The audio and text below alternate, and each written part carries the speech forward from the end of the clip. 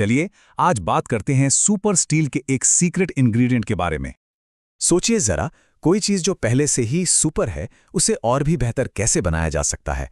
Material science की दुनिया में ये एक बहुत बड़ी और सच कहूं तो काफी दिलचस्प चुनौती है। और पता है अक्सर होता क्या है, बड़े बड़े सवालों के जवाब बहुत छोटी छोटी चीजों में छिपे होते हैं, और इस केस में भी जवाब मिला माइक्रोस्कोपिक लेवल पर। तो इस कहानी का हीरो है 9% क्रोमियम स्टील। अब ये कोई मामूली स्टील नहीं है, बिल्कुल नहीं। इसका इस्तेमाल होता है पावर प्लांट्स जैसी जगहों पर जहां इसे जबरदस्त गर्मी और प्रेशर का सामना करना पड़ता है। अब चुनौती ये है कि अगर हमें और बेहतर और ज्यादा एफिशिएंट पावर प्लांट्स बनाने हैं तो हमें ऐसे मटेरियल चाहिए होंगे जो और भी ज्यादा तापमान और प्रेशर झेल सकें। मतलब इस सुपर स्टील को और भी ज्यादा ताकतवर बनाना ही होगा। और यहीं पर एंट्री होती है हमारे सीक्रेट इंग्रेडिएंट की, बोरॉन।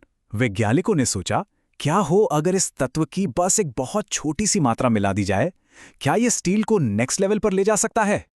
लेकिन सवाल फिर वही, कितना? बिल्कुल वैसे ही जैसे खाने में नमक होता है, थोड़ा कम या थोड़ा ज्यादा पूरी रेसिपी बिगाड़ सकता है। तो वैज्ञानिकों के सामने यही पहेली थी कि बोरॉन की वो एकदम परफेक्ट मात्रा है क्या।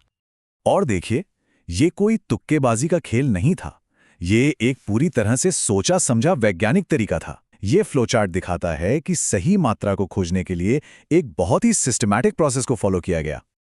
उन्होंने एक बहुत बड़ी रेंज से शुरुआत की, शून्य से लेके 2000 पार्ट्स पर मिलियन तक, और उनका मकसद था इस बड़ी रेंज को छानकर उस छोटी सी एकदम सही रेंज तक पहुंचना जहां बोरॉन सबसे अच्छा काम करे। तो इस आइडियल अमाउंट को खोजने के लिए उन्हें यह समझना था कि बोरॉन की हर एक बूंद से स्टील के गुण कैसे बदलते हैं। इसके लिए उन्होंने दो खास चीजों को परखा। पहली थी सेंसिटिविटी या संवेदनशीलता।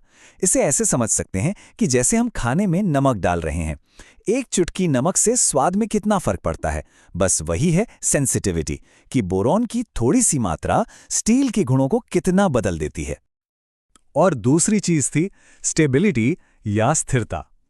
मतलब क्या हर बार नमक डालने से स्वाद बेहतर और उम्मीद के मुताबिक ही बदल रहा है, या फिर कभी-कभी स्वाद अचानक से अजीब हो जाता है। पावर प्लांट जैसे जरूरी काम के लिए हमें ऐसा मटेरियल चाहिए जिसका व्यवहार भरोसेमंद हो, अप्रत्याशित नहीं। और जब उन्होंने डेटा को एनालाइज किया तो उन्हें क्लासिक इंजीनियरिंग ट्रेड ऑफ देखने को मिला, यानी कुछ पाने के लिए कुछ खोना पड़ रहा था। तो फायदा तो साफ था, बोरॉन मिलाने से स्टील की मजबूती और कठोरता दोनों बढ़ गईं। ग्राफ में YS और TS की ये ऊपर जाती हुई लाइनें यही दिखा रही हैं। स्टील सच में ज्यादा शक्तिशाली हो रहा था। लेकिन जैसा कि अक्सर होता है, हर चीज की एक कीमत होती है।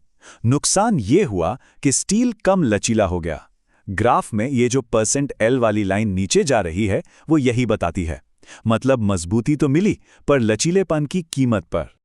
और बोरॉन का असर सिर्फ मजबूती और लचीलेपन तक ही नहीं था, इसने तो स्टील की अंदरूनी बनावट को फंडामेंटल लेवल पर बदल दिया, जिससे अलग अलग तापमान पर उसके फेज बदलने का तरीका भी प्रभावित हुआ।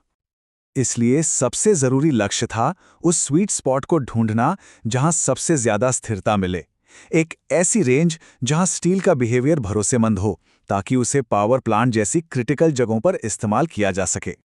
और उनकी खोज उन्हें इस जादुई नंबर तक ले आई, करीब 52%। तो इस 52% का मतलब क्या है? इसका सीधा सा मतलब यह है कि बोरॉन की मात्रा को सीमित करके रिसर्चर्स ने स्टील के अंदरूनी बनावट में होने वाले अप्रत्याशित उतार चढ़ाव को आधे से भी ज्यादा यानी 52% तक कम कर दिया। इस स्टेबिलिटी की दिशा में एक बहुत बड़ी कामयाबी थी। तो अब वक्त है उस ऑप्टिमाइज्ड रेसिपी को जानने का, जहां ताकत और स्थिरता का वो परफेक्ट बैलेंस मिलता है। और जवाब है 350 पार्ट्स पर मिलियन। ये बोरॉन की वो ऊपरी सीमा है जिसे उन्होंने सबसे बेहतरीन पाया। तो सवाल यह है कि 350 ppm ही क्यों? क्योंकि ये मात्रा सबसे अच्छा संतुलन देती है। ये स्टील को ज्यादा से ज्यादा मजबूती देती है, लचीलेपन में होने वाले नुकसान को कम से कम करती है, एक स्थिर और भरोसेमंद मटेरियल बनाती है, और साथ ही स्टील में हानिकारक फेजेस बनने की प्रक्रिया को भी धीमा कर देती है।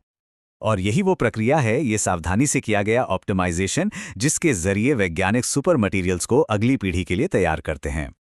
जैसा कि रिसर्चर्स ने खुद अपने पेपर में कहा है, यह ज्ञान संरचनात्मक अस्थिरताओं में देरी करेगा और इसके सेवा जीवन को लंबा करेगा। इससे इस काम की असल दुनिया में अहमियत साफ पता चलती है। और ये हमें एक बड़े सवाल पर छोड़ जाता है, बोरॉन की तरह वो अगला छोटा गुप्त घटक क्या होगा जो भविष्य के सुपर मटेरियल्स के लिए नई संभावनाओं के दरवाजे खोलेगा।